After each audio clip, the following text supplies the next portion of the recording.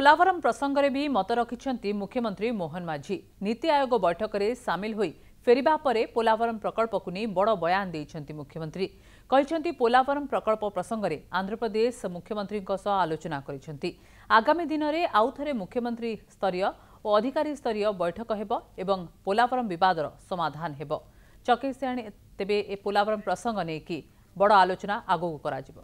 बाबू नायडू सहित आमर मोर साक्षात है तांको भेटिकी जो सौजन्यमूलक साक्षात भितर पोलावरम इश्यू को मु आलोचना करी से आलोचना समय केंद्र शिक्षा मंत्री धर्मेंद्र प्रधान एवं अन्यतम केंद्र मंत्री जुएल ओराम उपस्थित थिले। आम चीफ सेक्रेटरी उपस्थित थिले।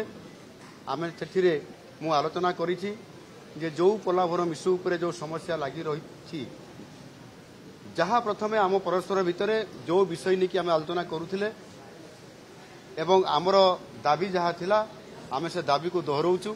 आगामी दिन में अधिकारी स्तरीय एवं मुख्यमंत्री स्तरीय बैठक होगापाई मुझे प्रस्ताव देछि एवं से प्रस्ताव से एकमत होती निश्चित भाव में आगामी दिन में से बाबद आलोचना